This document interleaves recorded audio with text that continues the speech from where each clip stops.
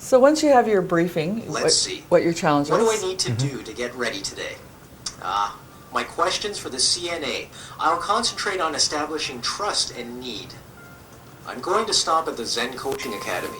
I always learn something there that I can use.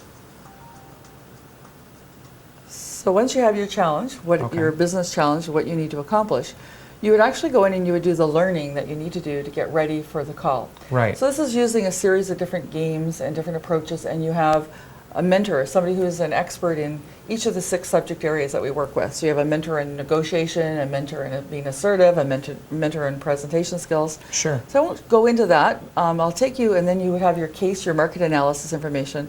Then you go in and you actually get ready for the call.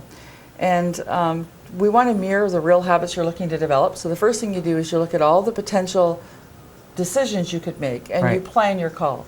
And once you've planned that call, you then actually go to the call, and you have to execute the call perfectly. Right, right. So if you don't execute it, just like real life, you get kicked out. Now, customers are usually polite. They don't kick you out all the time.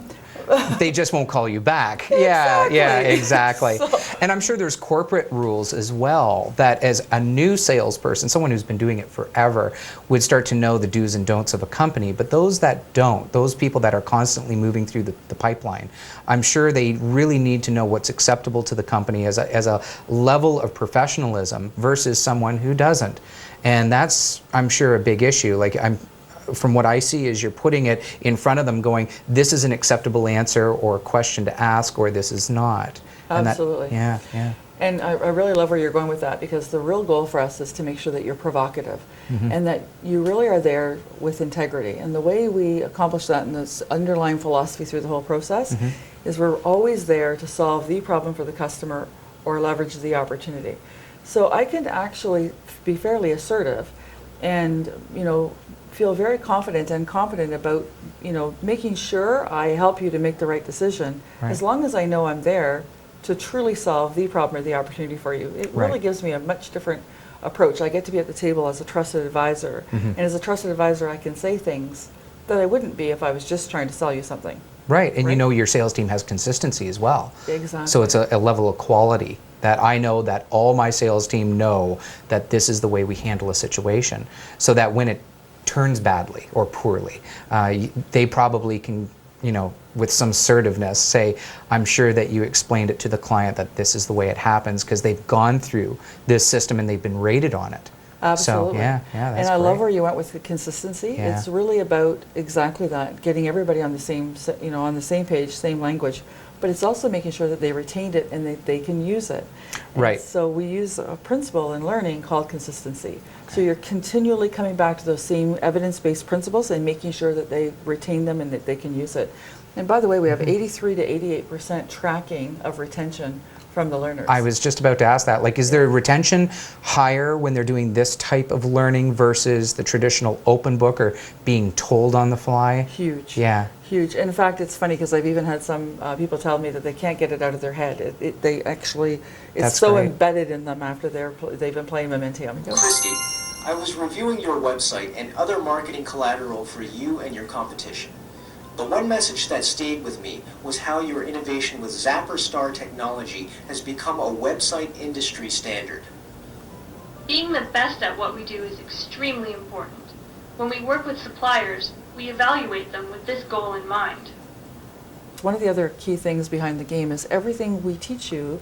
I don't know if you noticed, but we were in the game. There were 2 words up there, and those are the principles that we're looking for you to use that we've taught you. Right. So not only do you have to use the sales system, but you have to be able to utilize the principles that you've learned.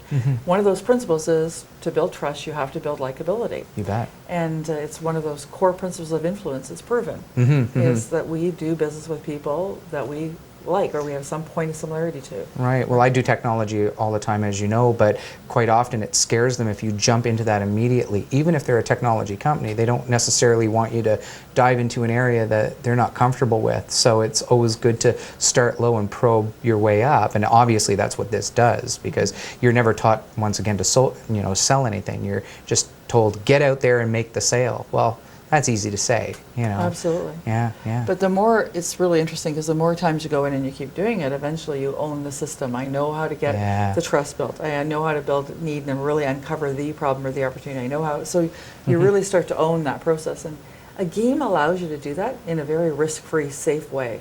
So you think about it, if I had to role play in front of my colleagues, and I've been in sales for 20 or 30 years, I don't really want them to see what I need to unlearn, right? Yeah. It's risky, it's not comfortable. Most people truly dislike role playing, especially in an environment where they're made to do it in front of everybody. But this is a really safe way because nobody else knows except you and your boss if you took 22 times to get through it. Right. That's just between you, and if you're in a corporate account, yes, your boss could go in and look at it, but chances are Right. he or she isn't going in and drilling down and looking at how many times it took you to get through it. Sure, sure. It really gives you that really safe opportunity to learn it. And at the end of the day, you know, this is one of the interesting things that we've had people say is, can you really learn sales training as an example in a game? And I believe you can pretty much learn anything in a game-based approach compared to the learning e-boring. Right. E-learning e-boring is a really great way to, to give somebody information. Right. But if you want somebody to gain knowledge, something that they really know and understand, and to be able to practice skills and be able to use it, that's where game-based trumps it all. Right, right. Right. Well, military use it. I Absolutely. mean, they're not going to send their troops into an area that's dangerous. They're going to make them simulated in a game Absolutely. 1,000 times over before they ever hit that field. I mean, of course, having the experience is a huge part of it, just like in sales, but you can kind of put them in the same category. I mean, you have to let these people try it over and over and over again so they're confident with their level, and then send them out into the Absolutely. field. Yeah. Absolutely. You know, when you think about it, Rob, I think the really interesting thing is it's all about conflict. You know, it's the same thing in sales, is Yeah. somebody gives you an objection and you go, oh, are you ready to handle it? And you know how to handle it, or how to maybe create an environment where you don't get the conflict in the first place, Yeah, right? yeah. But we aren't really taught how to deal with difficult conversations. That's true. And if you think about us as human beings, and it's part of the other reason why game-based learning is so important, is when you do it within a scenario and you're dealing with the real life kind of things that you would deal with. I'm dealing with things from an emotional point of view. And we as human beings are emotional. We're emotional beings first. Right. Right? And we back up our emotions with logic. Right? Yeah. So because we're feeling people first, we really need ways of dealing with those, practicing those kind of scenarios where we're not using logic Right. to deal with an issue with why somebody's bullying me, or I've got conflict, or this friend doesn't like me today and they think I hit on my boyfriend, or whatever it Right. is that they're dealing with. Yeah. But, so we need to put them in those situations in a game-based environment And how where to they deal can with it. learn how to make good decisions, because it is all coming from a point of emotion, not from a point of logic. Yeah, yeah, that's fascinating. Well, thank you so very much, Marguerite. That was awesome. And I when I saw this, I just thought we really need to speak to you and see where you're going with this, because it seems to be a big industry and it's only growing larger. So thank you very, very much. That's great. Thank you. Real pleasure. Great. Thanks. Thanks.